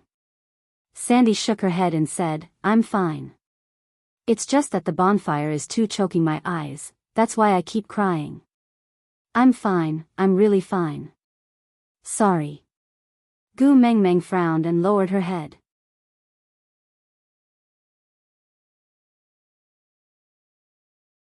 Chapter 674. Sandy looked up and followed Gu Mengmeng's gaze. She was stunned for a moment before lowering her head with a bitter smile. I forgot that you know how to count. Nina had so many partners at the start of spring, you could tell how many were missing with just one glance. I have so few partners at home, how could I hide it from your eyes? Gu Mengmeng hugged Sandy gently and bit her lower lip, unable to say a word. Sandy shook her head and forced a smile. You don't have to apologize, the 3 of them, died because they were protecting me. It's not your fault. If you want to cry, just cry. Why are you acting tough in front of me? Gu Mengmeng's heart ached terribly. She felt sorry for this silly girl who was still trying to excuse her even after her partners had died. Sandy bit her lower lip and shook her head. She sniffled before saying, "It's very normal for males to die in battle." I'm not sad at all." Sandy's nasal voice was so thick that even a long sentence would affect her breathing. Gu Mengmeng frowned and said in a low voice, "Are you afraid that I will blame myself, so you kept turning your back to me, not daring to let me know that you are sad? I will blame myself even more if you force yourself to smile like this. Silly girl, I would rather you scold me or fight me." Sandy, who had been exposed, could no longer keep up her act. Tears streamed down her cheeks as she cried, "I can't beat you," Gu Mengmeng said. "I will stand still and let you hit me." Sandy cried while saying, "I can't bear to hit you," sob sob sob. When Leah returned, he saw Sandy hugging Gu Mengmeng and crying like a dog. He casually threw Kanwu aside and snatched Gu Mengmeng from Sandy's arms. He looked at Elvis with displeasure. "Tisk, you've been hugged so badly, aren't you going to do something about it?" Elvis sighed helplessly and pointed at Sandy. He looked at Leah and asked, "Do you think I can snatch her away?" Leah hugged Gu Mengmeng in his arms for a long time before tidying her clothes. Then, he smiled at Sandy and said, "If only you were a male, then I could tear you apart." Sandy was speechless. Burp. Sandy was so shocked by Lee's smile that she hiccuped. She was so stunned that she even forgot to cry. Gu Mengmeng patted Lee's chest and said, "Don't be like this, Sandy is already upset enough." Leah covered Gu Mengmeng's little hand and pressed it against his chest. He looked straight into Gu Mengmeng's eyes with his long and affectionate eyes and said, "You are mine. How can I let others hug you so casually?" Gu Mengmeng sighed. Leah and Elvis's jealousy had always been strong, but the difference in their targets was very obvious. In Elvis's eyes, the number one rivals in love were the four little ones represented by Kanwu. And Lee's number one love rival was Sandy. Gu Mengmeng shrugged helplessly. Regardless of whether it was the four little ones or Sandy, they clearly could not develop any strange feelings for her. She also did not know why these two fellows had to compete with them. Seeing how Leah was about to explode, Gu Mengmeng wrapped her arms around his neck and kissed him on the cheek. Then, she smiled and said, "What about you? When will the roasted meat be ready?" This time, Leah was very pleased with the way he pacified him. He narrowed his eyes and passed Gu Mengmeng back into Elvis's arms. Exchanging a look with Elvis, he then said in a serious tone, "Guard against fire, thieves and best friends, understand?" Elvis frowned and looked at Sandy warily. Then, he nodded at Leah.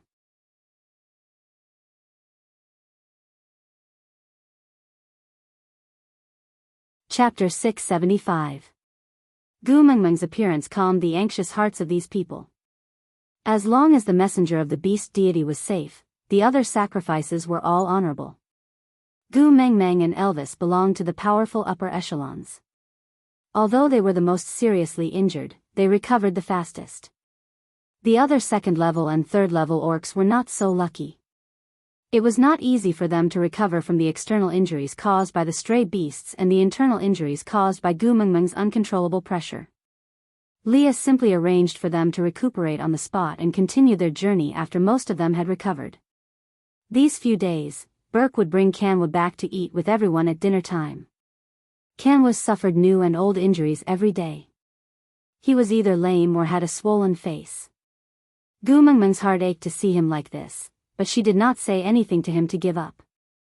Seeing Kanwu report to her every night that he had become much stronger after entering the heavenly realm, Gu Mengmeng could do nothing else other than placing pieces of meat into her son's bowl. This morning, the sun was shining brightly. Gu Mengmeng sat in the tree hole that Leah had dug for her, stroking Lee's large tail. Leah lay on Gu Mengmeng's knees, closing his eyes in contentment. Elvis leaned against the tree trunk, his gaze lingering on Gu Mengmeng. It was as gentle as the mottled sunlight, warm and dense. "It's been 7 days and there's actually no next step," Gu Mengmeng whispered. Lee's fox ears twitched on the top of his head. His lips curved into a smile. Yeah, it's really not Cole's style. Elvis stretched out his hand and passed a cup of warm water to Gu Mengmeng.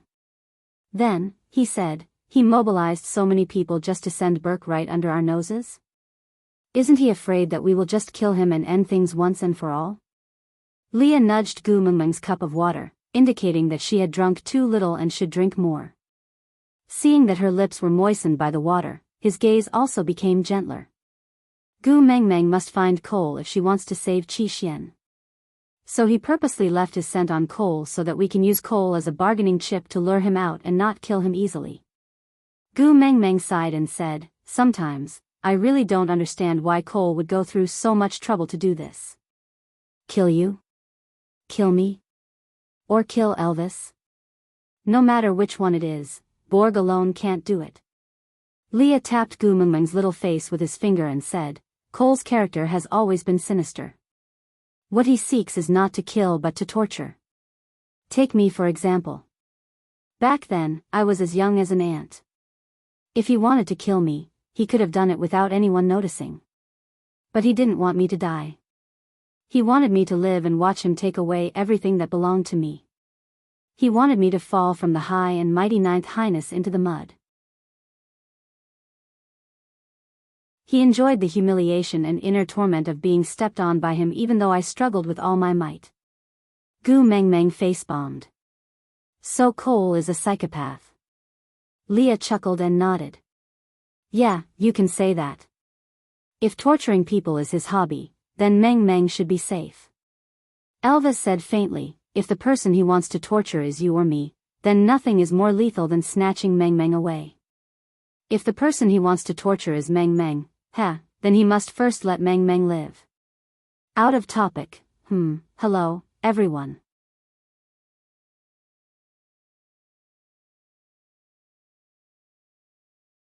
Chapter 676.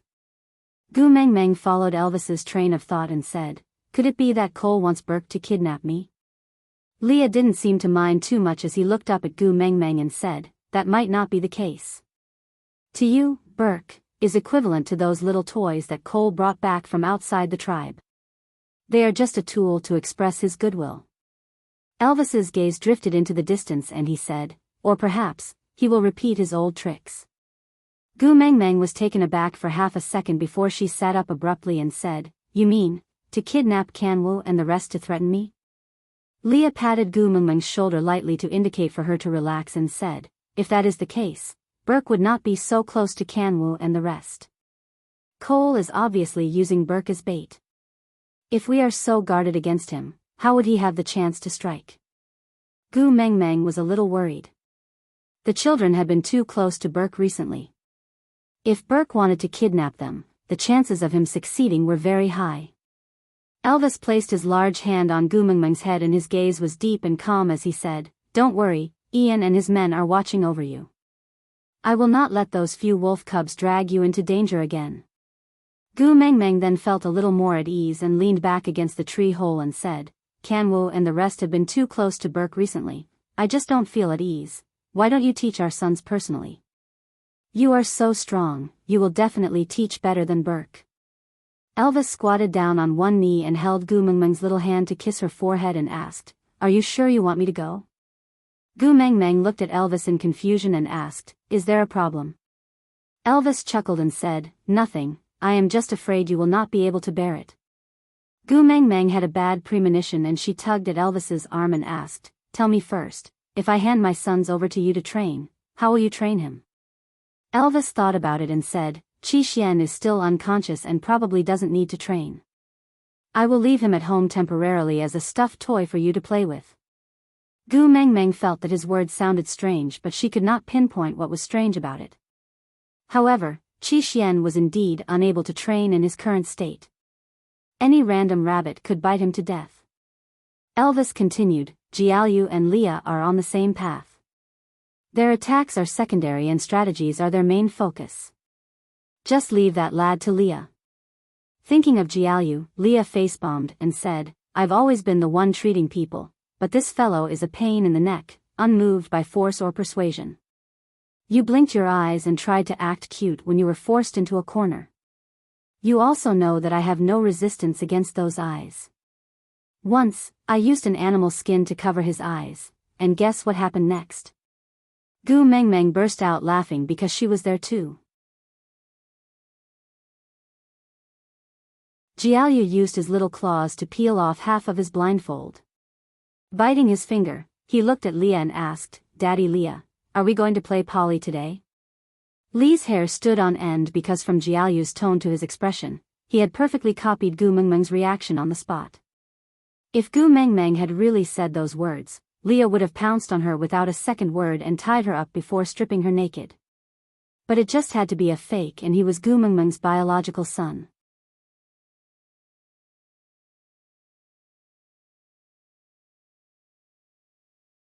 Chapter 677. Leah turned back to glare at Gu Mengmeng. "You're still laughing? What have you been telling the wolf cubs all day long?" Gu Mengmeng shrugged helplessly. "I won't take the blame for this. These were the things I used to tell Sandy when I told her stories. She didn't understand what they meant, but when we left the wolf pups in Sandy's care during the beauty pageant, she told them as bedtime stories. What can I do? I'm in despair too." Leah sighed and said, "I really can't do anything to Jiaoyu now. You have to teach him yourself." "I can't do it." Elvis snorted coldly. "If I could do anything to him, would I need you to teach me?" Leah looked at Elvis sympathetically. "Huh, so you've also been eaten up by this fellow." Elvis twisted his head. "The last time Gu Mengmeng wanted to talk to Sandy and forbade us from eavesdropping, didn't I bring those 4 fellows for their initial training? The other 3 were thrown into the mud. When it was Jiaoyu's turn, he hugged my leg with a pitiful look. He asked me, 'Are you really going to throw me away?' He looked so much like Xiao Meng. I couldn't even throw him away, in the end." Elvis clenched his fists so hard that they cracked. The pendulum on his head was jumping. In the end, that fellow was insatiable. He crawled on my head to pee. Pfft. Gu Mengmeng couldn't hold it in any longer. She snickered. "I thought you couldn't do anything to Kanwu. Turns out Jiaoyu is your biggest headache." Elvis and Leah exchanged glances. Then, they silently turned to look at Gu Mengmeng. They said in unison, "It's all because he inherited your eyes." Gu Mengmeng fiddled with her hair. She smiled brightly and winked at Elvis. "If Leah doesn't want to help you, how do you plan to train the 3 little ones?" Elvis had no other thoughts other than a headache at the mention of his 4 sons. Since the moment they were born, he had been regretting doing such a stupid thing. Those 4 fellows were sent by the beast deity to torture him. But, Xiao Meng loved them. Sighing, Elvis said, "Throw him directly into the wild wolves and let fate decide his life or death." Gu Mengmeng was taken aback. She scrutinized Elvis's expression, trying to find out if he was joking. No, not at all. This guy was serious. Leah held on to Gu Mengmeng's shoulders before she could open her mouth. His flawlessly handsome face blocked Gu Mengmeng's eyes and he said, "Elvis grew up among the stray beasts and the training he went through was 100 times harder than what he had planned. He knew that you couldn't bear to, so when Kanwu asked him to teach him, Elvis directly rejected him. Wasn't it, to erase Kanwu's arrogance? But because, if he were to train, Kanwu would not even be able to survive?" Gu Mengmeng lowered her head and reached out to pull Elvis's arm. Elvis took the opportunity to pull her into his arms. He did not understand where her sadness came from, but he still hugged her with heartache. "I'm just saying. I won't really throw them into the wild wolves. Moreover, even if I am willing to teach them, that kid Kanwu might not be willing to learn from me." Although Borg's methods were a little gentler, it was still safe. "Don't worry, it'll be fine." Elvis could only think of this point.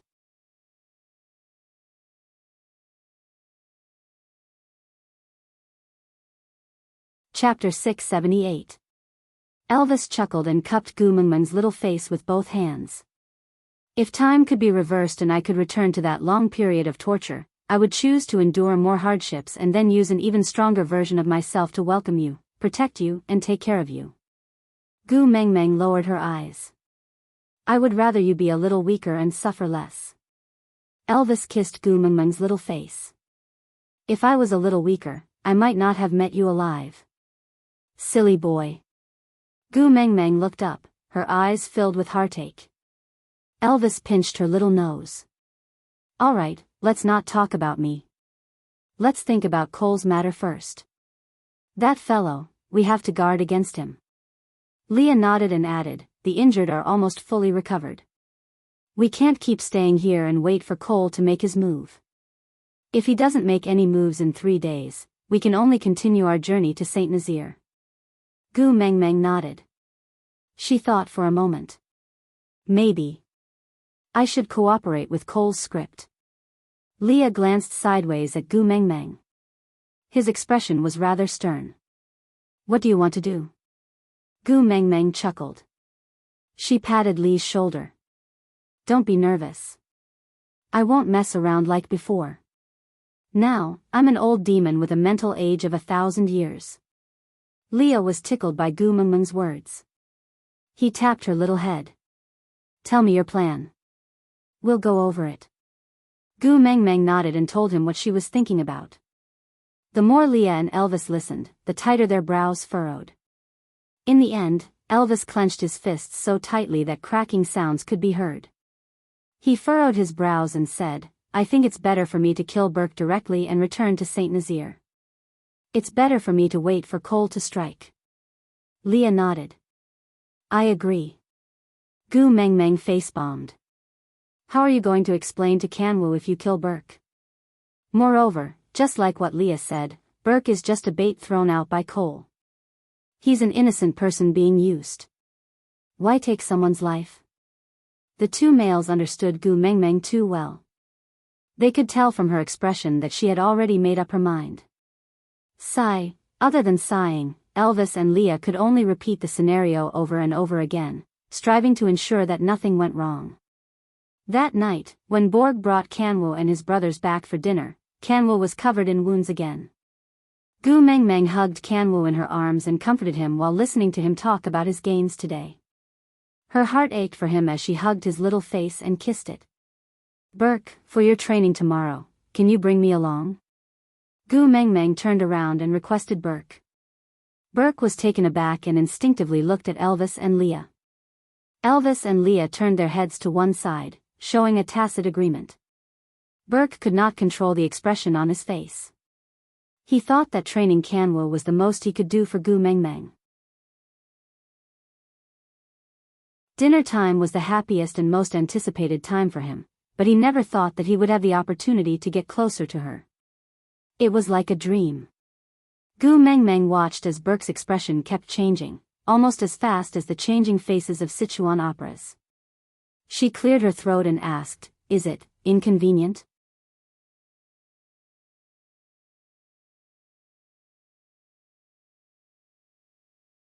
Chapter 679. Realizing that he had answered too quickly, Burke cleared his throat and lowered his head, not daring to look into Gu Mengmeng's eyes. A tinge of pink crept up his ears as he added, I was worried that you would feel heartache if you saw them. Gu Mengmeng chuckled and said, Children have to grow up eventually. I am willing to do anything for them, but I can't help them grow up. Gu Mengmeng tilted her head and smiled. Burke only saw it from the corner of his eye and felt as though countless flowers had bloomed in his heart. The entire world seemed to have faded away and only that faint smiling face was left in his eyes. Burke was later brought away by the three little ones. He himself staggered as though his soul had flown away. Leah hugged Gu Mengmeng jealously in his arms and rested his chin on the top of her head. Looking at Burke walking away, he said unhappily, How long has it been since you spoke to me so gently? This Burke, TSK, just kill him. Gu Mengmeng pinched Leah and said, He is just a pawn being used. He is already pitiful enough to be embroiled in the dispute between us and Cole. Moreover, he is Kanwu's master after all. Humph, Leah snorted heavily through his nose.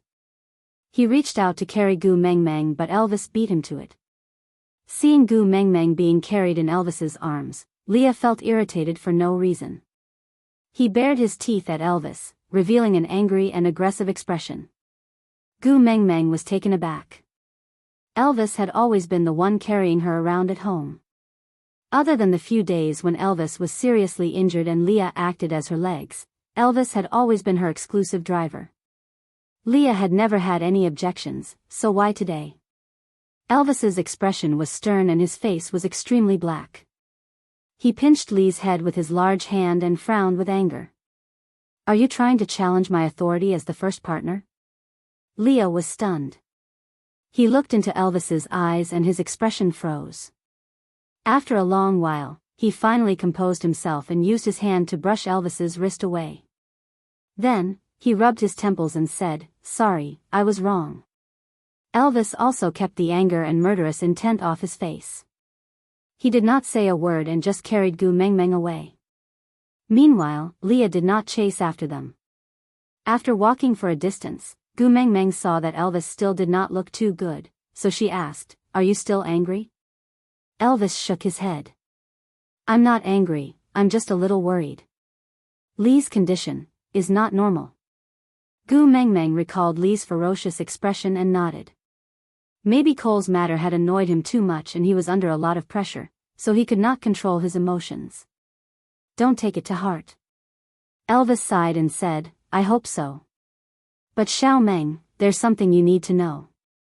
Gu Mengmeng asked with a single syllable. Elvis said, "In a family, the first partner's authority is absolute. This was the only way to provide the best living environment for the females. Although we only have 2 males in our family, we cannot break the rules. I can accept your preference for Leah, but I will never allow him to challenge the authority of the first partner. If there is a next time, I won't forgive him so easily." Actually, Gu Mengmeng did not really understand what family authority was. They were a family. Wasn't it better to talk things through?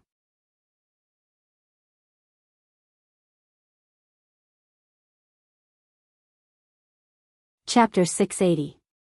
Gu Mengmeng cupped Elvis's face with both hands and kissed his chin. With a gentle gaze, she said, "It's not that serious, don't mind it too much." Elvis straightened Gu Mengmeng's body and said, "If the authority of the first partner is challenged, the other family members will become restless and everyone will want to replace her. In this way, the scheming within the family will become more and more intense, followed by deception, bewitchment and even coercion towards females. This kind of thing is a great threat to the family, the tribe and even the entire beast world."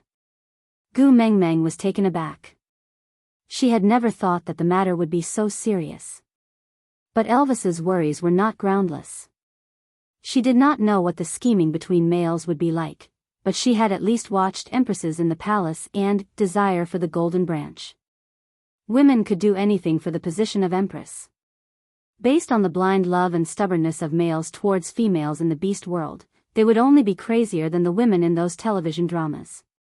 If all the males in a family were thinking of how to overthrow the first partner and replace her, then the family would fall apart sooner or later. If all the families in a tribe were like that, then the tribe would disappear in the torrent of time without the need for external enemies. If the entire beast world was filled with such families, what kind of Azura scene would that be? If she was not the messenger of the beast deity, perhaps such a situation would not matter. But she was the messenger of the beast deity who was the center of attention. If there was a situation where other partners challenged the first partner in her family, what kind of crazy butterfly effect would be created? Just look at how the 16 valued females, the first beauty of the tribe, imitated her to learn how to be gentle, kind and interact with others. Gu Mengmeng nodded and said, "I know, I will talk to Leah and ask him not to do such things in the future." Elvis kissed Gu Mengmeng's little face and said in a hoarse voice, "I don't want to do anything that will make you sad, unless it is for your safety." Gu Mengmeng leaned into Elvis's arms, her little face leaning against his chest. She listened to his heartbeat beating against her heart, finally reaching the same frequency. Chuckling, Gu Mengmeng rubbed against him and said, "I know you love me, and I also know Leah won't hurt me. Don't worry, that won't happen." Elvis sighed softly, I hope so. That night, Gu Mengmeng slept in the tree hole. Elvis held her little hand tightly and sat sideways at the edge of the tree hole. He used his chest as her pillow and his tail as her blanket. He secretly released a small amount of beast pressure to chase away all the mosquitoes nearby so that she could sleep more peacefully. That night, Leah did not return. No one knew where he had gone.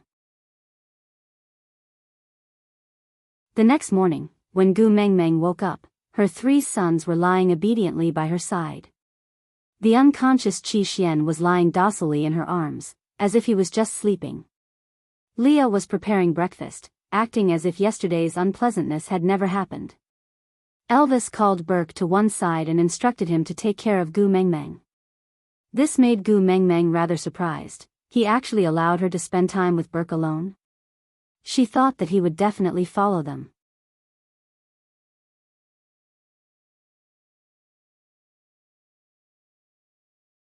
Chapter 681. In the dense forest, the trees were so tall that the tops could not be seen. The layers of tree crowns were like overlapping green clouds, blocking out most of the sunlight. Several light beams shone through the gaps between the leaves, adding a mystical aura to the forest, as if there would be elves peeking out from behind the trees at any time, flapping their cicada-like wings and shuttling between the spots of light. Burke carried Gu Mengmeng on his shoulder, then climbed up a tree fork in his human form. Gu Mengmeng estimated that the tree was about 3 meters tall, about 1.5 stories high. Sitting there, she could clearly see the situation under the tree, but unless it was a deliberate attack, the battle below would not affect Gu Mengmeng. Burke sat beside Gu Mengmeng, his expression a little uneasy. His eyes were fixed on the 3 little ones who were already hiding under the tree, but he could not help but sneak a few glances at Gu Mengmeng's reaction. It was Gu Mengmeng's first time participating in the children's hunt. Although she was just a VIP spectator, it did not stop Gu Mengmeng's heart from surging with excitement. It was the same feeling as watching a child participate in a cultural performance. She wanted to shake the stranger beside her and say, "Look, the most handsome boy on stage is my son." Everything was ready. After the 3 little ones exchanged glances, Jiaoyu ran into the depths of the forest alone.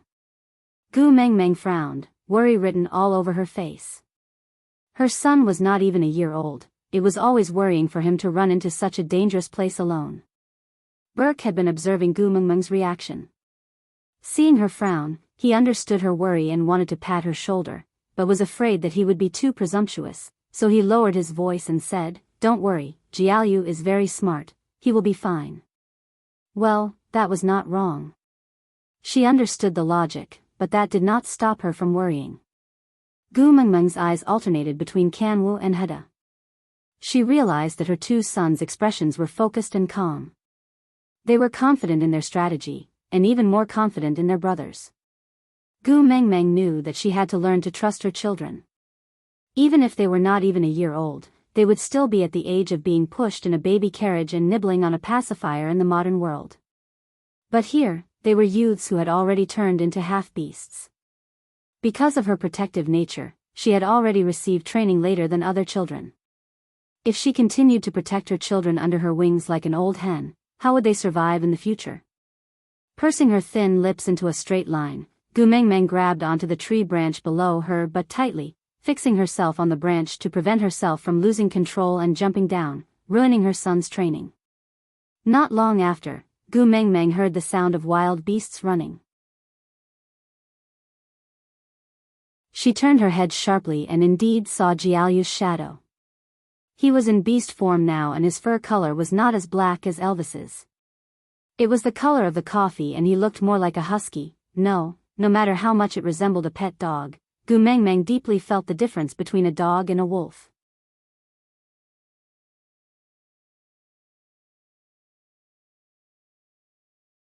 Chapter 682.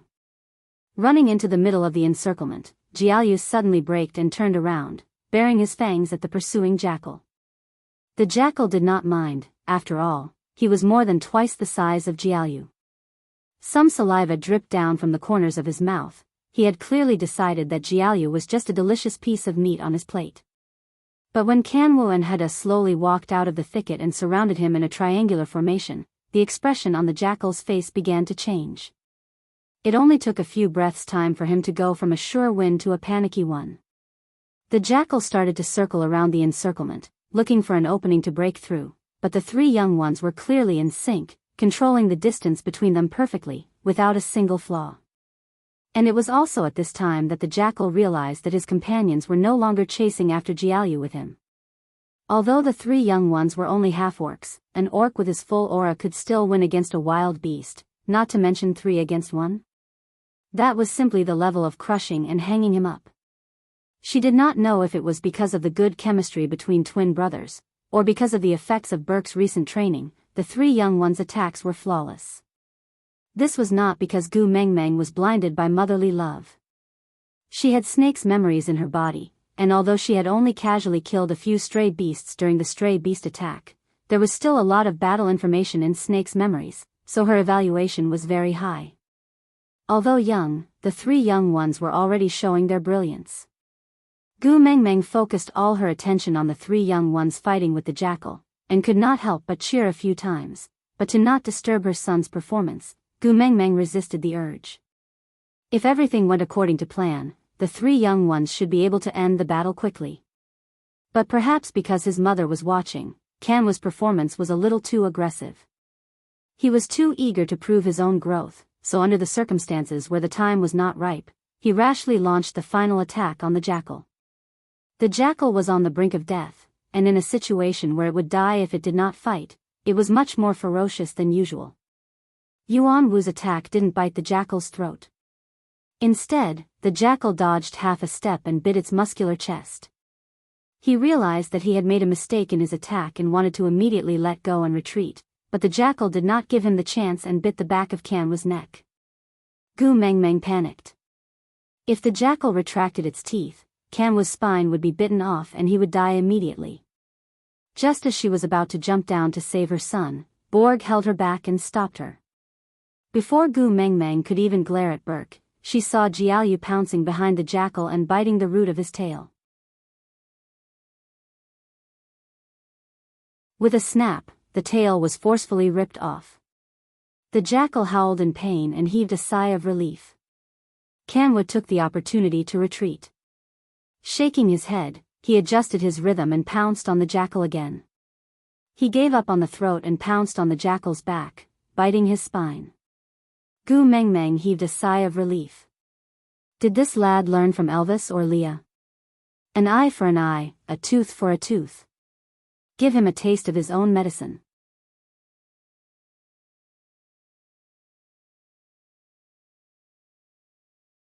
Chapter 683. In the end, Kanwu still managed to bite off the jackal's neck. With his mouth full of blood, he tossed the jackal's head aside and transformed into a human. He looked like a clean 6-year-old boy. Looking up, he stared at Gu Mengmeng with his azure blue eyes, as if he was a child who had scored 80 marks in a test and did not know whether his mother would praise or criticize him. He was at a loss and at a loss. Burke jumped down from the tree and opened his arms to catch Gu Mengmeng. Elvis had instructed him not to let Gu Mengmeng jump down from a high place. Although she had Snake's regenerative abilities and could recover by herself even if she fell, it did not mean that she would not be in pain. Gu Mengmeng was heartless and only had her son in her eyes. So she jumped down without hesitation. Burke caught hold of Gu Mengmeng steadily. He was in a daze when he saw her jump down from the tree. Her trust in him made him feel very happy. Even though she did not even look at him out of the corner of her eyes, he still felt very satisfied. What Burke did not know was that Gu Mengmeng was the legendary boldness of a skilled person. She did not believe that Burke would catch her, but she knew that nothing would happen to her if she jumped down. Flipping down from Burke's body, Gu Mengmeng hugged Kanwu and gave him a big kiss. Kanwu, come, open your mouth and let Mummy see your teeth. Kanwu did not understand and obediently opened his mouth wide for Mummy to check. Gu Mengmeng poked at his clean, white teeth with her finger to ensure that none of them were loose. Then, she pushed Kanwu's chin closed and kissed him on his round little face. Our Kanwu's teeth are really good. It's effortless for him to bite through such hard things. Mummy's teeth are not as good as yours. I can only eat softer things. Kanwoo reached out his little hand and imitated Gu Mengmeng to touch his own teeth. Then, he stared intently at Gu Mengmeng's smiling face. After hesitating for a moment, he reached out his meaty little hand to poke Gu Mengmeng's front teeth. Mummy's teeth are also very good. They are neat and beautiful. You are a female and do not need to bite hard things. I will leave the best parts of my prey for Mummy to eat. Gu Mengmeng was so touched that she wanted to cry. She hugged Kanwoo and kissed him left and right. Even when her son's face turned red, she still refused to let go. Jiaoyu came forward and raised his little face to ask, Mummy, was my performance not great? Why do you only praise Wu? Gu Mengmeng pulled Jiaoyu into her arms and planted a few kisses on his face. How is it not great? You don't even know how excited and nervous I was when I saw you lure that jackal over by yourself. My eyes automatically gave you a 50-cent special effect. Jiaoyu asked, what 50-cent special effect? Gu Mengmeng thought for a while and said, it's like using a kitchen knife to chop an electric wire, with sparks and lightning along the way. He's so handsome. Hada carried Qixuan back into his arms and walked in front of Gu Mengmeng in a mature manner. He poked Kanwoo's little head and said, your performance today was not perfect. I hope you won't make such a mistake again in the future. Gu Mengmeng was taken aback. Was the post-battle summary already? Huh? Shouldn't Borg be the one doing this? What? Was Hada the combat class representative?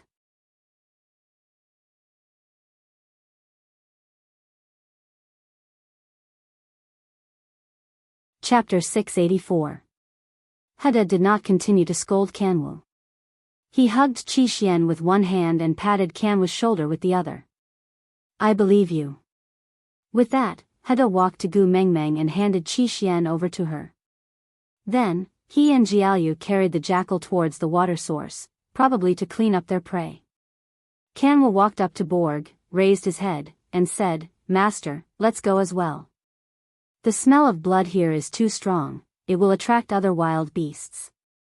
Besides, Mom doesn't like the smell of blood.